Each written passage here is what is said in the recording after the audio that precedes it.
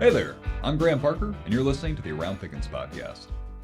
Well, folks, it's official. We've finally had our first day of summer. Of course, if you're a parent, your children have probably been enjoying summer for about a month now. But let me ask you, how much of it have they been enjoying outdoors or with kids their own age? I ask because I saw a report by the Surgeon General recently that concluded, among other things, that young people are having something like 70% less social interactions than they did 2 decades ago. It's kind of dramatic, and statistics tell us that it's leading to increased rates of things like loneliness and difficulty developing social skills. Obviously, it's a pretty complex problem, and I don't want to simplify it.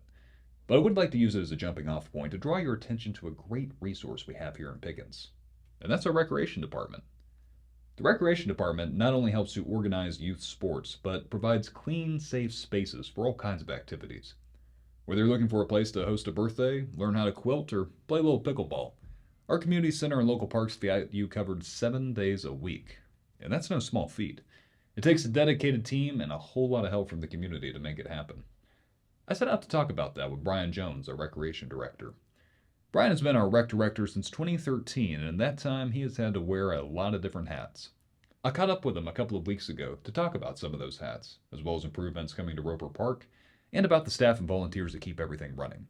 So come on along, and let's learn a little bit about the ins and outs of parks and recreation. So, Brian, I think I'd be remiss if I didn't ask you, as a Parks and Rec director, do you find that the show Parks and Rec is true to life to what you do? So I'll be honest, I've never actually watched full episodes of Parks and Rec. I've seen the snippets on YouTube or TikTok and stuff like that, but I've never actually watched a full show. I've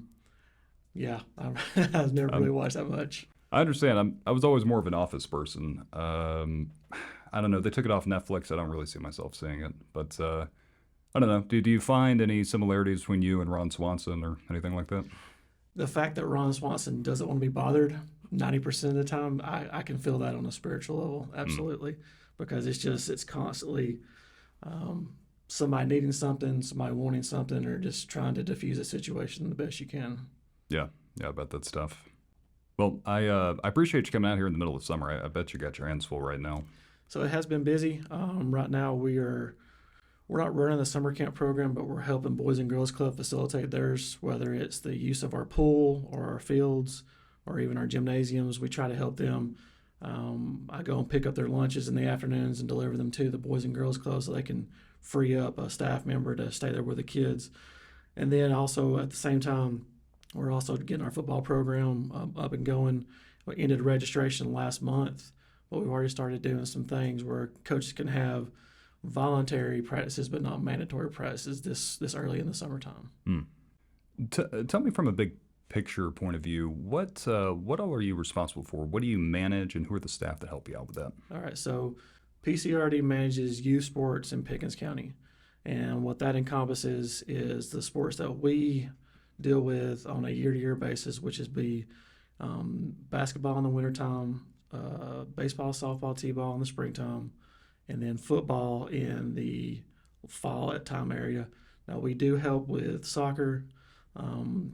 UFA uses our soccer fields, but we don't actually run the program.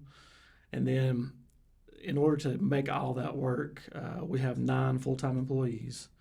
And then beyond that, we have a lot of part-time help, whether it's at the pool, whether it's helping referee, whether it's just helping us on game day at football. Our part-time encompasses a lot of our staff. I bet it does. Do you find that you have more part-time help during the summer or during the fall? It really depends on what our kids are doing as far as our staffing levels go. A lot of our staff members who are part-time are also football players, or they're doing softball. So football and softball both run during the fall. So it can be difficult to try to find people to help. But normally during the fall, we're usually based on Saturdays only. So nothing really during the week where I need their help.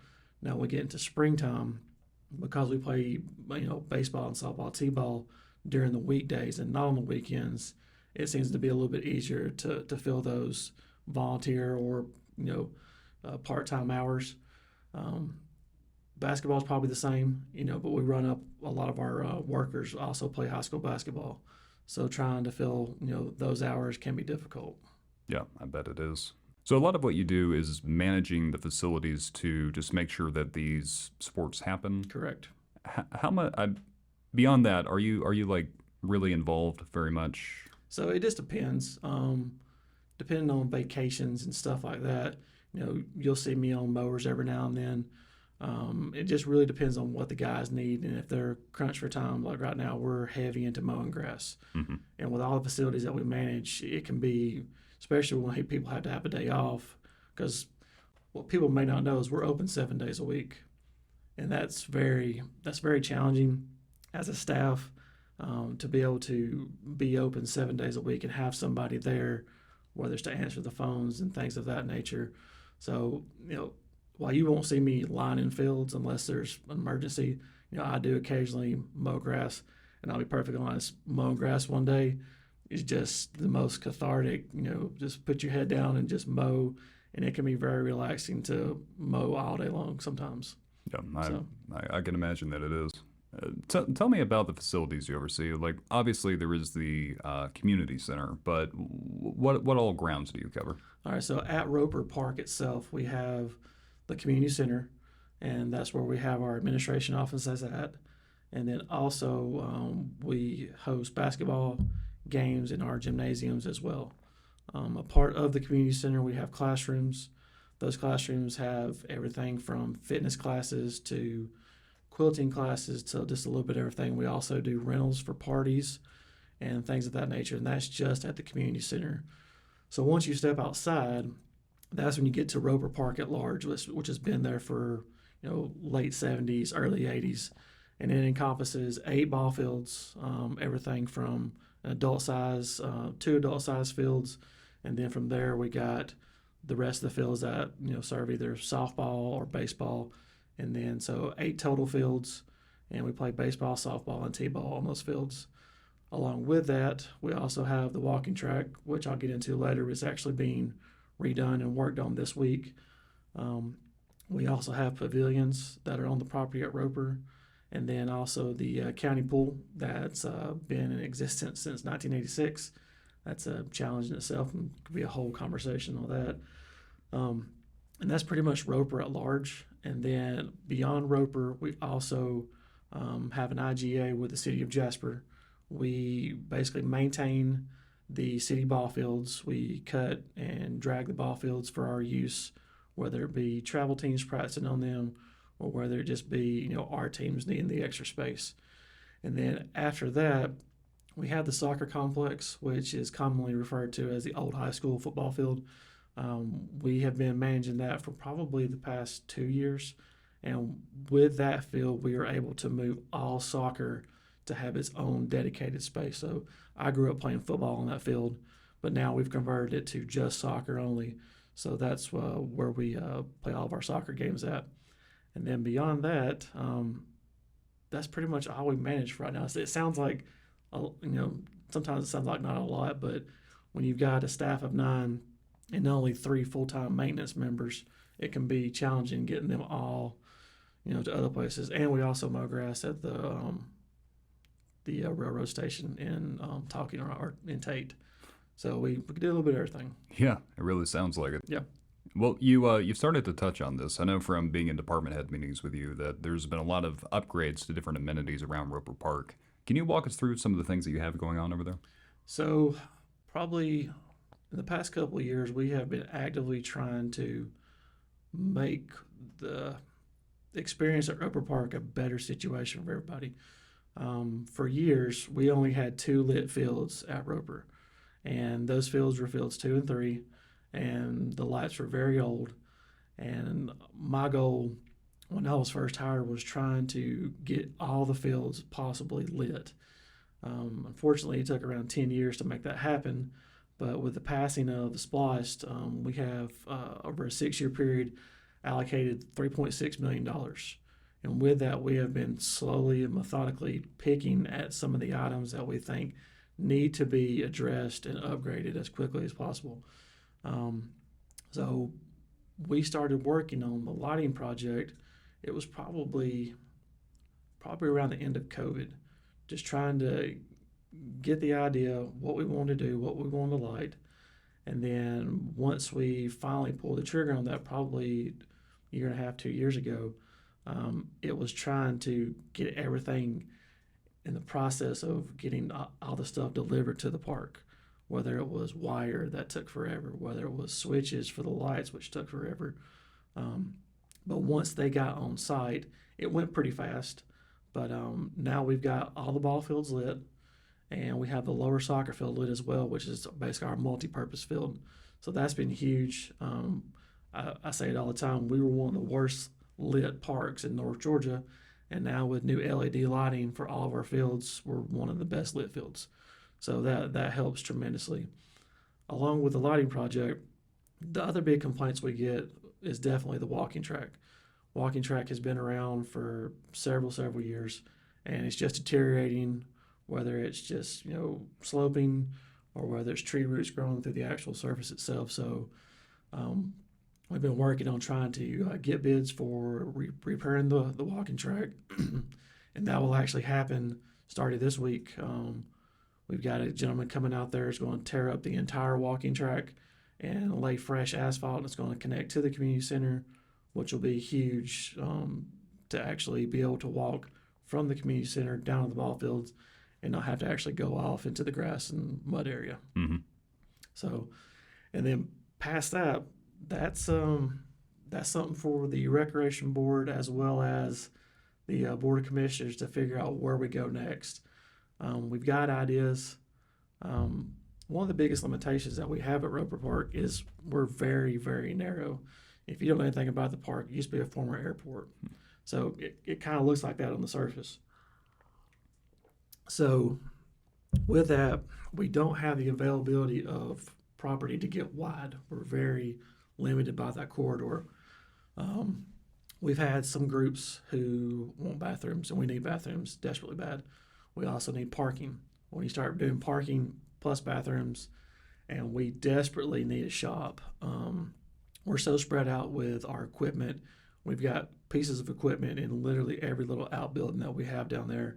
So the next iteration of what we're going to spend SPOS money on is going to be something along the lines of either a shop, or it could be more bathrooms. It could be doing new pavilions. I mean, we've got some monies available after we get done with the walking track. So we're excited to see what the Recreation Advisory Board, when we meet this Wednesday, has in mind, as well as the Board of Commissioners. Nice.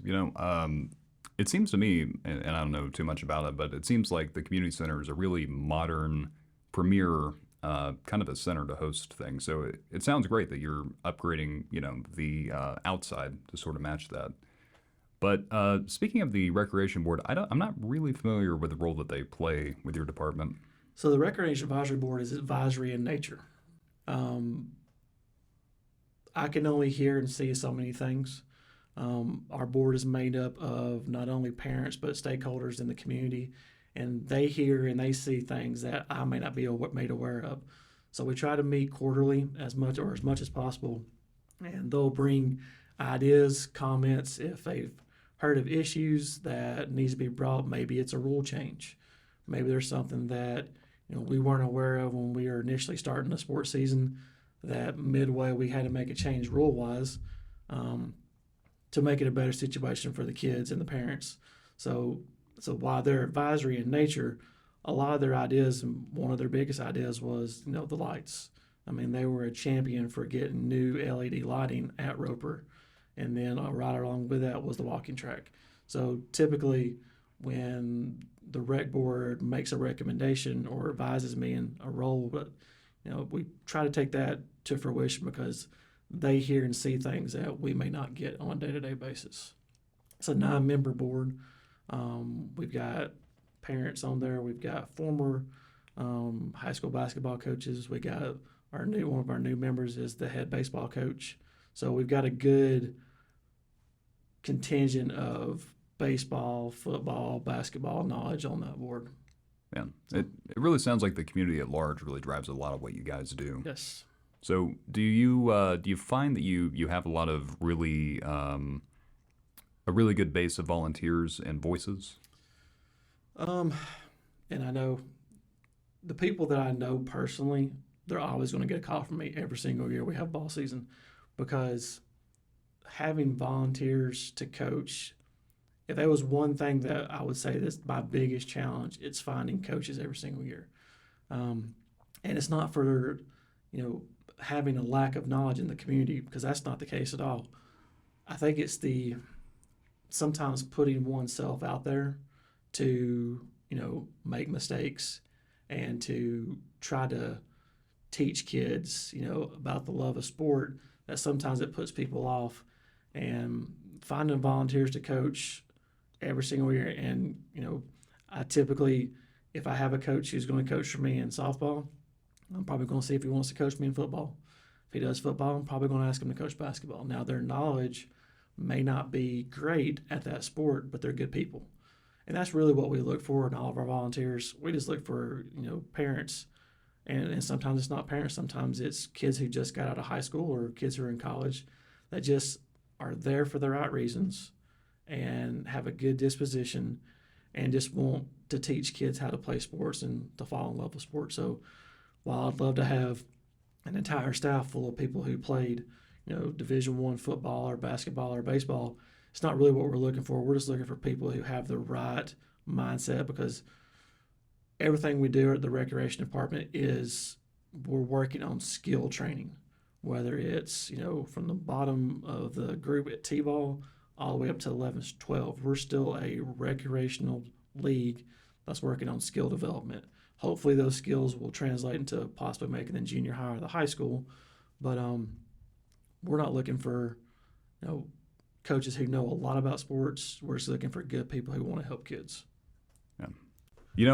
Hearing you describe that, I could see how some people would see that as a thankless job, having to maybe overcome not having the best knowledge of the sports and having to deal with people who disagree with the calls that they're making. But I can also see how deeply rewarding that would be, just to watch kids grow, not only in their own skills, but just their love of sports. So somebody with that sort of disposition, how would they go about volunteering? So the best way to go about volunteering itself is, come in, talk to either me or one of my staff members and request a criminal background check form. What we'll do is we'll run that background check form, make sure there's nothing that would preclude you from actually coaching. And then if we have a chance to talk to them, to see where their mindset is, see what they're in it for. And it can be deeply rewarding. My favorite thing, when I coach girls basketball, is if after we're out of the season, if they still recognize me and they still want to talk to me. So that's rewarding. But just, coming and talking to us, get the criminal background check form filled out, and just, having a love for not only sports, but just wanting to, teach kids the game, because it's not about wins and losses. Ultimately, a lot of people want to drive it down to that singular point that it is about wins and losses, but it's really not. It's about, getting these kids active, getting them off of their devices, and getting them to, sometimes put themselves in uncomfortable situations in sports where you're going to win, you're going to lose, there's going to be heartache. But it's truly, I'm a child of athletics, and that has greatly shaped the person that I am today. And my hopes is that, maybe we can do that for the kids in Pickens County, and we need volunteers who have that kind of mindset that, well, maybe we're not the best team in the league, but we're going to have fun, and the kids are going to want to play next year. And that's the biggest thing. Chris Parker, who was a former high school football coach here in Pickens, his big thing was, make it fun, and more importantly, make them want to play the next year. So if you make it to where they hate it, they're not going to play, and the numbers are going to start dropping. So make it where they want to come back and play the next year. That's our most important thing. Man, that sounds like a really solid mission. Beyond the sports that you help to organize, though, I know you host a lot of things at the community center, things like karate, yoga, English language classes. How do you decide what to host, and how would someone who is interested in having something hosted there go about getting that done? So the biggest thing is I don't decide it at all. So, I mean, it honestly, it revolves around what type of space we have and what they need as far as to conduct whatever class they're looking to. I mean, we're literally a taker of all comers. Since I've been there, we've tried, Zumba, we've tried all sorts of other classes, and sometimes it'll hit, and sometimes it won't. Our two longest that have been there is Karen Dobson and Richard Bruce. Karen does the fitness classes and yoga, and then Richard does karate. And they've been there as long as I've been hired. In 2013, they've been there, and they're the longest tenured classes that we offer at the rec. But if anyone's interested and wants to do something, just come and talk to me. Normally, what we do is we'll give you the space for free as long as we can find space to make it happen. And then if it takes off, then we'll look at taking a nominal fee for the rental space. But otherwise, we're not in it to make money.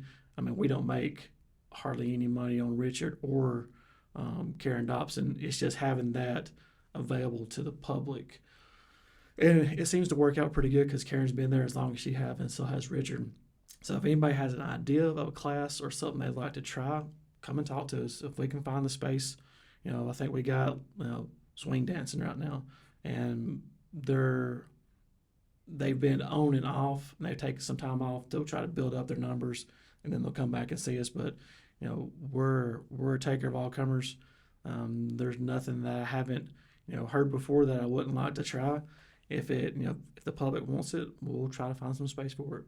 Very cool. And do you guys keep office hours? How would people come in? So the office hours, like I said, we're the only office in Pickens County government that's open 7 days a week. We're open 7 a.m. to 9 p.m. Monday through Friday, 8 to 9 on Saturday, and then 8 to 5 on Sunday.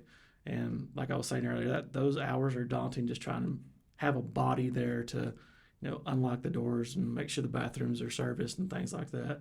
But anybody who's wanting to talk to classes, they'll come see either me or Seth Boyd is my assistant director, Monday through Friday from 7 to 5. Then we'll figure it out. If it has to be after hours, we can stay around. Man, you guys have clearly got your heart into it to put all that in. You have to. Not only am I also an administrator, I'm also a coach. I've coached my son. When I originally took the job in 2013, my son was in either instructional league or he was in 7/8. I coached him all the way up, and then my daughter, who is now 9, she's played instructional league all the way up to 7/8. She plays softball, she plays basketball, she plays flag football last year. So I see it not only on an administrative level, but also as a parent, wanting to coach their kids as well. So. And I also referee as well, which we won't talk about that much because it can be different opinions on how good my refereeing is. So, well, I think we've covered just about everything I wanted to talk about. Is there anything you wanted to discuss that we didn't get to? Really, it's every year it's a challenge to try to find coaches and volunteers, whether it's any of our sports. So if anybody even has an inkling of wanting to put themselves out there to try to coach for the first time, just come and talk to me or Seth. I know it can sound daunting because it's not only just the coaching, it's the communication with the parents, it's the communication with the kids. But we can help you with that, and there's guidelines that we can help you with.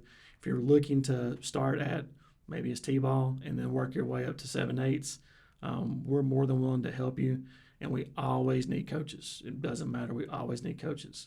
And for those who are looking for an actual paying position, we need umpires, we need referees, we need scorekeepers. That's something that's just constantly churning through the recreation department. When kids, start young and then they age out, we're constantly having to replace those type of positions at the recreation department. So if anybody's interested in a job, give me a call. If we have something available, I'd be happy to talk to you. Very good. For anybody who is interested, we'll put all that information in the show notes, so check it out. Otherwise, Brian, I appreciate you coming on today. Thank you for coming out. Thank you very much, and I hope someone found this enlightening. But yeah, it's we have a staff of 9, and everybody loves the job that they're doing, and we're in it for the kids. So, well, you heard it. If you've got a heart for this stuff, volunteer. Organizers, administrators, coaches, referees, maintenance workers. These guys do it all. And if there's something to take away from this interview, I think it should be that Parks and Recreation is one of, if not the hardest working department in our county. And for good reason. It's the role of any government office, any government entity, to provide the best possible service to everyone. And where do we want that more than in the spaces we choose to gather and be in community? Parks are a place we can take time to be in nature, feel the sun, and get a little exercise. Community centers where we can vote, learn a new hobby, and build some skills. And our ball fields are a place where we can enjoy some friendly competition and help children learn some coordination and sportsmanship. In the hustle and bustle of life, it can be easy to take these things for granted, but we really should not overlook the resources we have at our disposal. If you have kids and you want to get them active, pop down and talk to Brian or Seth about the programs they have coming up. If you have a little extra time and you like sports, come fill out an application to coach a referee. Just looking to try something new or meet some people, check out the calendar, see what classes are available. The Recreation Department's leadership is sincerely devoted to serving the people of our community. If that's something you'd like to be a part of, I know they'd love to have you. All their information is down in the description, so give it a look and don't hesitate to reach out. But moving along, it's time for the calendar portion of our show, where we take a look at events coming up around the county. And speaking of the county, you can find the meeting schedules of all county government boards and authorities by visiting our website, pickensga.com, under the upcoming meetings section. This month, the Board of Commissioners will have a single work session and regular meeting, that being on Thursday the 20th. As always, those will take place at 4:30 and 5:30 p.m. respectively in the Commissioners' boardroom. Now, beyond government meetings, the best places for info on community events can be found on the calendars of visitpickens.com and nopickens.com. And there is plenty to do this month, starting tomorrow with the Jasper Lions Club's 4th of July celebration. The Lions have got a full day of events planned, starting with a parade at 11 a.m. Patriotic floats are going to wind their way through the streets of downtown Jasper, where they will be judged and later awarded prizes at the bandstand in Lee Newton Park. And Lee Newton Park is where you will want to be after the parade, because there will be a rotating list of ceremonies, including live music, bingo, raffle drawings, and a fair. Festivities are going to conclude at exactly 10:05 p.m. with a fireworks show you won't want to miss. So break out your best red, white, and blue, and plan on celebrating Independence Day in style tomorrow. And I've got to say, Lee Newton Park has really got a lot going on this month, because this Saturday, the park will also be hosting the 5th annual Freedom Wheels Ride. Freedom Wheels is an event organized by the Sons of the American Legion, where, in their words, any dang Jeep that resembles a Wrangler will ride as a convoy from our Veterans Memorial Park to the one in Somerville. Registration will take place the day of at 12:15 p.m. and run you $35, but you also get a free t-shirt and decal for participating. And I should also say that awards will be given out to the 3 most patriotic-themed Jeeps, so show some pride and get creative. And finally, Saturday, July 19th, the Community Thrift Store will be hosting its Christmas in July event. This is going to be a lively affair, as it will not only have Kris Kringle, but also Chris Stansel and Jeff Hall from the Sheriff's Office. Those two have graciously volunteered to take a pie square in the face as part of a fundraiser for Sheriff Craig's Shop with a Hero program. If you happen to be in county offices between now and then, we are going to have a donation jar that you can contribute to at the front desk. But the day is going to have more in store than just mere pie throwing. There will also be some live music, a kids zone, and a cornhole tournament. If you're interested in participating in the tournament, it will be a team sport with double elimination and a minimum of 2 games. Registration costs $20 per team, but if you make it into the top 3, you'll walk away with a cash prize. For more information, visit their website, pickenscommunitythriftstore.org, and check under the Festivals tab. We're now going to wrap up with the Question to the Chairman part of our show, where listeners get to ask a question to Chairman Chris Stansel. So let's pop over and see what viewers wanted to know. So, Chris, we've got a pretty timely question this week. Brian Jones was our Parks and Recreation Director, was our guest, and this question actually has to do with parks. The email we got says, Chris, I would like to know what the county's plan is for developing green space. I can remember hearing talk about it during campaign time, but I haven't heard much since then. With as fast as we're growing, we can't afford to be reactive to development, and if the county has a plan to build walking trails in public parks, I would like to hear the details. Thanks, Ray. So yeah, I think Ray's onto something, and this is something that's been in public discourse for a while now, but Does the county have any plans about that? So to open up the questions, it's kind of a plan for a plan, and I know that sounds crazy, but it kind of builds on each other. So back in 21, we tried to work on creating a master plan for our anchor park, for Roper Park. And that's where the facility for all athletics takes place. And It's our primary anchor park, and in that master plan process, the cost came in, rather astronomical, almost 50% of our total annual budget. So we started to try to go to the drawing board as to what portions of that plan can we start implementing now without any kind of a tax hit, without any kind of a burden to taxpayers, using the allocated SPLOST portion of funds that were there. So 10% of our current SPLOST goes to Parks and Recreation. So over the course of 6 years, assuming that sales patterns stay consistent, then that's about $3.5 million over a 6-year window that goes into improvements for parks.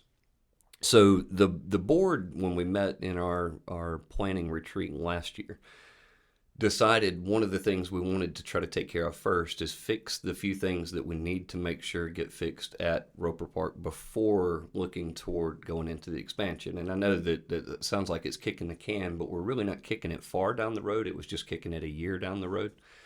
So we moved forward with the lighting project. It was close to $1 million project to light all the ball fields that were there. We've also moved forward with the paving of the walking track, which is currently going on right now. Looking at the next portion of that phase is trying to improve the bathroom facilities that are there, trying to work with how do we create a new one. I know anyone that's paid attention to social media, apparently parks and bathrooms and concession stands has become a vandalism target. So not only constructing, but trying to construct in a way to where they don't get vandalized, and that we have some measures to help prevent that. So those things we're doing first. Then while we're doing those concurrently, we have been looking at property so that as those funds continue to accumulate monthly from the SPLOST revenue, we have funds there to either expand our current park or to start looking at additional passive parks on the east and west end of the county. I know that's gone on the last 2 election cycles. There was my election cycle, and then when Commissioner Tatum and Tippins both ran, it's a very, very common topic that was discussed is people wanting to see expanded parks into other portions of the county. So when you look at active parks where, you have organized sports, ball fields, things like that, then it puts a burden on parents as kids get spread out. And we've learned that a little bit this year because of utilizing the city fields at Jasper City Park. There were some families that had kids playing in both properties at the same time, and so it put a burden trying to figure out how do we go watch one kid get to the other side of town, even though they're both centrally located in town. So the initial thought is to try to create more of a passive park environment, that walking trails, playground, multi-purpose field, that just an organized, or not necessarily an organized, but just a place where kids could go and play. We've also had a lot of pressure or concern, not necessarily pressure, from the pickleball community wanting expanded areas to play pickleball. Recently, you've seen a tremendous amount of attention on the pool that has started to sweep through social media. The cost of repair for the pool that's been there for a couple decades, I can remember as a kid, so actually more than a couple decades, I can remember swimming in the pool as well. The cost for repairs is reaching now into a 7-figure because the pumps and leaks and things of that nature. So before spending that kind of money on repairing a pool that's served a great life in our community, we're trying to look at, okay, how far short are we from being able to build a new one? And if we built a new one, what would that look like? You start hearing people wanting indoors so that competitive swimming, and then your cost starts to multiply significantly. This has been something that the board has spoke about. I mean, we've constantly engaged in conversation as to what's the next best step, what's the best way to fund it, and what's the best way to provide something we can all be proud of and to go forward with that. And one of the things that we were planning already when we get late summer, early fall, is to host a town hall meeting, so that we can listen to everybody's concerns and we can talk about potential options. Because there are, you're limited with budget with what we currently have. You'll have an upcoming SPLOST cycle that will be in 26, I believe, that will have a referendum to move forward. There's other options as far as if a T-SPLOST was passed, then that would increase the amount of revenue from SPLOST that could go into parks. Some counties have went with park bonds, which is just taking on additional debt and trying to pay that through either a millage increase or some kind of an offset. And so there's a ton of options as to how do we move forward, how do we provide a better park experience for people, not just at our Roper Park location, but at the potential of expanding to a park on the east and the west. But they're not inexpensive at all, and so trying to juggle the keeping the millage rate as low as we possibly can while providing the best services that we possibly can has kept that tension, I guess, for lack of a better term, strong. So we will be having, like I said, we will be having a town hall. This has been something that's been kind of in conversation. It's one of the worst seasons to try to host a town hall, summer break when people are on vacations, and so we were trying to catch that toward the end of that summer break after school has started. So late August is the time period that we're looking for, and we'll definitely promote and push that. And the whole point of that town hall is to gather feedback. We'll present some of the ideas that we've discussed. We'll present some of the options that have kind of been part of our brainstorming sessions. Then we'll take the information from that town hall, and when we move into our planning retreat at the first of the year, first quarter of every year, we do a planning retreat and try to come up with how are we going to implement this plan. What are going to be the steps to try to put that in place? So January to February, we would really kind of sit down and iron out here's the next steps. Now that we've improved good portion of Roper Park and kind of came forward with a little better plan on that piece of property. How do we move forward, and how do we take it to the next step without putting a burden on taxpayers and in the same process? So it's just one of those juggling acts. I mean, almost any time you talk or you look, I think right now anyone that wanted to go research, Lumpkin County currently has a pretty expansive park project that they have underway that's phenomenal, but it was part of a larger SPLOST project that they've been saving toward for years. The SPLOST that we currently have, each of the members of the Board of Commissioners inherited from prior administration. There were already plans and how that's been allocated. So we've got that 10% window, which $3.6 million sounds like a tremendous amount of money, but every time we've took a look at engineers and different drawings and architects and things that we could do to completely transform the park, it was $11 to $14 million. So even though we've got a lot, that lot really only puts in a third of what's there. A couple of other counties around us have been building large pools recently, and I think the latest estimate I saw for one county was right at $4 million for the pool that they were putting in. So we're trying to be very cautious not to get in over our heads or not to put a burden on taxpayers without having a true plan for how that's going to be funded and paid for. But we are constantly having this conversation. This isn't something that just went away at the end of campaign seasons. We're just trying to make sure that the next steps are there. The county has, in terms of protecting green space, if you look at the Burnt Mountain area, the Burnt Mountain portion of Pickens County, the county owns a tremendous amount of land that was purchased and put into a conservation to protect it as green space. There's hiking trails that are there now. So it's not something that's been ignored. That is something that has been put in place as far as a passive hiking trail park. They are pretty steep. I mean, the elevation and terrain there is fairly steep. But it is a great outdoor recreation opportunity, and it's something that we want to try to do on both ends of the county as well. We're just trying to time it well at the same time. Hopefully that's not a political dance around answer, but that is kind of the history of how we've led to get to this point. No, it sounds like there's a lot of moving parts. I guess just sort of summing it up, what I'm hearing is that the commissioners definitely have a desire to expand parks on the east and west end. Definitely want to hear the public's opinion on it in the form of a town hall. But right now, the main focus is on improving and just stewarding well what we have. It is, and you see a lot of counties when they build a new park or they build new ball fields. A lot of times they abandon where they were before to move on to the new project, and that's one thing we're really trying to be protective of. The Roper family, when they made the donation of the property for Roper Park, that was one of the conditions that's on the deed for the property. If it ceases to be used as a park, then it reverts back. So we want to make sure that we continue to improve, we continue to honor, we continue to make that one of the best that we can. But we also want to expand, what services we're able to provide, and whether that's expanding at the current location with trying to acquire more property, or if it's moving to add in other locations.